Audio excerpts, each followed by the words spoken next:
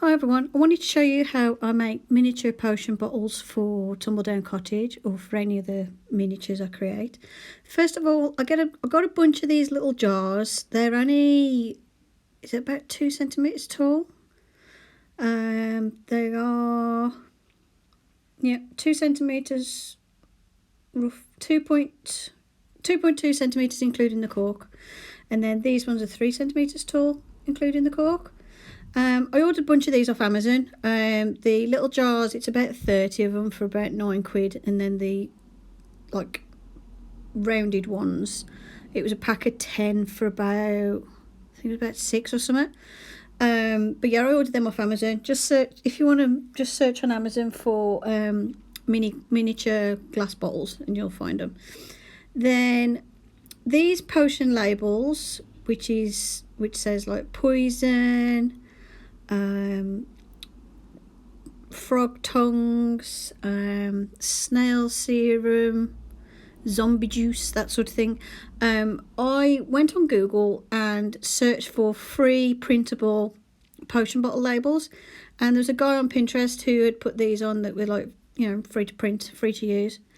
I'll put a link in the description, and I printed them out, and all I had to do was shrink them down. So I just used I used Publisher actually. I just imported the picture into Publisher and then shrunk it down really tiny so I could get these teeny weeny labels, which you can still read just about. And then it was just a case of choosing which ones I was going to use and cutting the labels out. And to stick them onto the glass bottles, I just used some Pritt stick. Normally if I do the bigger bottles I use hot glue to stick the labels on, but because these are quite small and they're not really going to get messed with because they're going to be at the back of the display in Tumbledown Cottage, so I just stuck them on with a bit of Pritt stick, and that worked quite well. So once they're cut out and I've decided which ones I want, you have to make sure you cut off every little scrap of white as well though, because if you don't it looks weird. And then it was a case of selecting which ones I want to use, and the first one I wanted to use was the poison one, which I stuck on the green bottle. And then the other ones I used was the snail serum one and the zombie juice one. I used those first because I could think of what I could use around the house for the actual substance in the jars.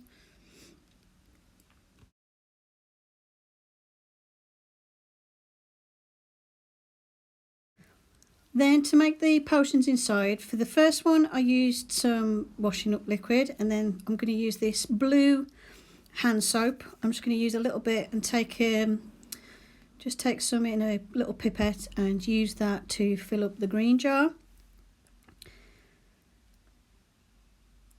I like the consistency of using soap because it gives the fluid in the jars that sort of viscous consistency, but also at the same time it doesn't tend to evaporate like water, and it won't go manky like water either. It just stays as soap in the little jars.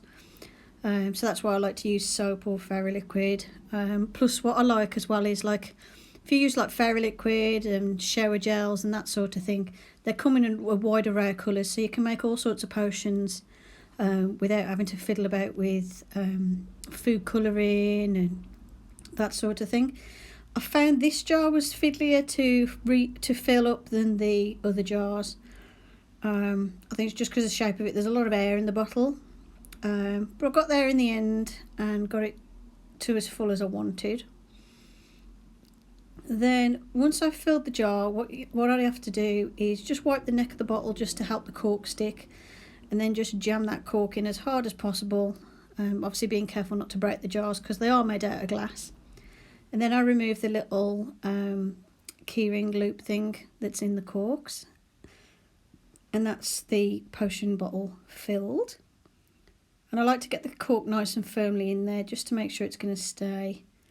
And then if the cork like this one looks a bit big, I just trim it down a bit so it's a bit more of a reasonable size, because the corks on the little jars tend to look a bit oversized. And then for the third jar, I just use hot glue for the snail serum, or it's snail saliva I think it says on the label, and I just use hot glue for that, and I found that worked really well. And then what I did was I wanted to make the jars look like they were wax sealed, and I found that, okay, you can use candle wax obviously, but it tends to like pick off, like flake off the glass bottles really easy. So I've started using hot glue to create my wax seals on bottles, and it seems to work out a lot better, and it seems to stay on a lot longer as well. So all I do is I put a blob of hot glue on the top of the cork so it forms that dome shape, and then I make little drips going down the outside of the bottle to make it look like the wax has been dripping off the bottle and dripping down as it's been applied. And basically you want it to look fairly messy, and you could wrap like little bits of string around the cork on the neck of the bottle if you wanted to add some more detail.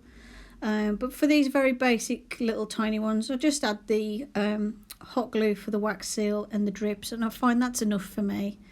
And then what you can do is, if you want the little labels to look a little bit older, is get like a very watered down burnt umber or burnt sienna acrylic paint, and just very lightly go over the label with that. It will lift the ink a little bit, but that kind of adds to the effect if you're creating like really old looking bottles.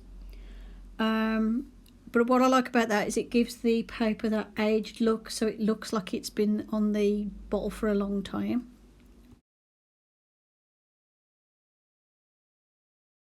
And once the hot glue's been applied to the top, they look like this. And then once the hot glue's fully cooled down, it takes on a more white colour, so it looks a bit more like candle wax. And that's it. That's how to make some very simple little potion jars. Hope you enjoyed the video. Thanks for watching, and I'll see you in the next one. Bye for now.